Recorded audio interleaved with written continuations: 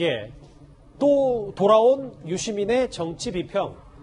유 이사장이 검찰 계좌 사찰 의혹을 제기했다가 사실이 아닌 것으로 드러나면서 정치 현안에 대한 비평을 일절하지 않겠다. 이게 석 달 전에 말했었는데요. 그런데 최근 여기 또 나오는군요. 김어준 씨의 유튜브 방송에서 이런 언급을 했습니다. 비평을 안 하려고 내가 그러는데 그럼 또 신문에 이상하게 인용해가지고 한 번 게임에서 내가 선택한 후보가 당선되지 않았다고 해가지고 좌절할 필요는 없죠. 이번에는 야당 후보를 찍어줌으로써 불만족을 느끼고 이렇게 된 거라고 봐요. 그러면 다음번 전국선거가 대통령 선거인데 그때도 이러면 어떡하지? 저는 대통령 선거는 단체장 보궐선거하고 다른 게 두 군데서 치러지는 단체장 보궐선거는 불만 표시의 수단으로 쓸 수 있어요. 1년짜리. 근데 5년짜리 대통령을 새로 뽑으면서 불만 표출로 이 투표권 행사를 할 거냐? 예. 3개월 만에 다시 정치 비평을 제기한 거 아니냐. 자기식 평론가님. 물론 뭐 정치 비평도 할 수는 있는데 본인이 했던 말이 있기 때문에 그래서 좀 여러 뒷말이 나오는 겁니까? 근데 사실 이 유시민 이사장 같은 경우는 정치권에서 무게감이 상당한 인물입니다. 그런데 그런 인물치고는 말을 바꾸는 게 이 간격이 너무 좁은 것 아니냐. 불과 3개월 전이거든요.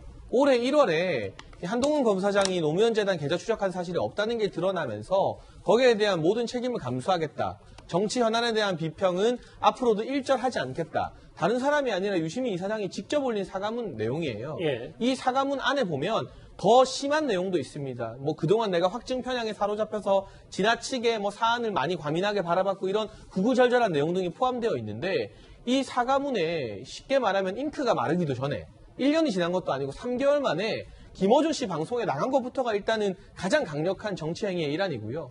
김어준 씨 방송에 뭐 독서 평론하러 나가진 않잖아요. 정치 이야기하러 나가는 방송인 건데 또 그곳에 나가서 4.7 재보궐선거의 의미를 평가하면서 대선은 다를 것이다라고 말하는 건 지금 약간 실망해 있는 민주당 지지층들을 다시 고무시키면서 결집시키는 노골적인 정치 행위라고 봐야 됩니다. 저는 유시민 이사장이 정치 비평을 하는 것과 정치 행위를 하는 것 자체를 반대하지 않습니다. 누구나 정치 활동할 개인의 자유가 있죠. 그런데 적어도 일국의 장관까지 하셨던 분이라면 네. 정치 비평을 하겠다 말겠다 국민들한테 말함에 있어서 당장 3개월 뒤에 이 손바닥 뒤집듯 뒤집어질 수 있는 발언을 하실 거면 그냥 그런 약속은 안 하는 게 낫지 않겠는가. 너무 국민들이 혼란스러울 수 있다. 그리고 본인을 자꾸 친문의 대선 주자로 호명하는 것에 대해서 불쾌감을 강하게 드러냈잖아요. 근데 정치 비평 안 한다 했다가 3개월 만에 김어준 방송 나가서 정치 비평 하시는 분이니까 지금 대선 안 나온다고 아무리 말씀을 하셔도 예. 대선 나올 수 있는 거 아니야? 저희 같은 평론가들은 또 그렇게 분석을 할 수밖에 없어요. 결국 그러한 이 대선 출마론조차도 유시민 이사장의 언행이 자초한 부분이 크지 않나 하는 생각이 듭니다. 근데 구장차장, 그럼 뭐 말을 바꿨든 아니든 그거 논란 잠깐 접어두고 유시민 이사장의 분석을 한번 볼까요, 그러면? 네. 한번 게임에서 내가 선택한 후보자가 당선되지 않았다고 해서 좌절할 필요는 없다. 대통령 선거는 단체장 보궐선거하고 다르다. 영상으로도 만나보셨는데 이 분석은 동의하십니까? 네. 그 분석은 동의합니다. 그런데 이제 똑같은 내용을 어떻게 말씀하느냐에 따라서 받아들이는 사람이 기분 좋게 받아들일 수도 있고 아니면 약간 그 거부감이 좀 들을 수도 있는데 그러니까 말씀하시는 톤과 매너에는 약간 좀 문제가 있다고 봅니다.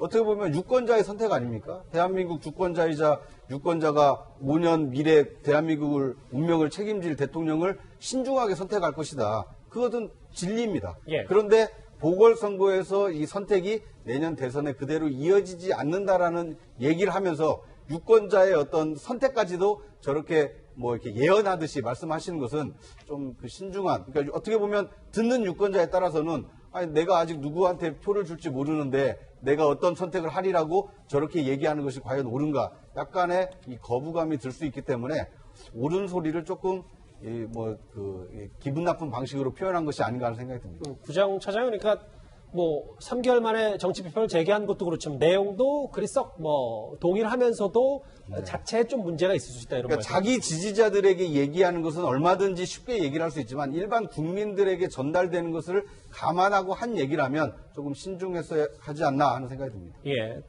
다시 3개월 만에 돌아온 유시민 이사장의 정치 비평, 비판 목소리도 있는 것 같습니다. 이 소식은 여기까지고요. 다음 주제 넘어가기 전에 지금까지 들은 여러분들의 목소리를 만나보겠습니다. 첫 번째 댓글 볼까요? 항상 생각보다 입이 먼저인 분이다. 3개월 참은 것도 정말 대단한 일이다. 유시민 이사장을 꼬집은 댓글인 것 같습니다. 네. 백신 계약 이래도 불평 저래도 비판. 추가 계약하니까 이제 도입시기 문제 삼냐. 정부를 좀 믿고 기다려보자라는 의견이신 것 같고요. 이성윤 지검장은 지금 피의자 신분인데 총장 후보군의 부끄러움은 국민 몫인가. 네, 또 보겠습니다. 참 세상 많이도 좋아졌다. 이젠 대통령 공식 만찬까지 시비를 건다라는 그 대통령 5인 이하, 5인 이상 집합금지 말씀하신 것 같고요. 또 보겠습니다. 예. 비속어도 국어 사전에는 있다. 사전 등재 사전에 있는지 없는지가 면죄부를 주지 않는다. 추미애 전 장관 비판 목소리까지 살펴봤습니다.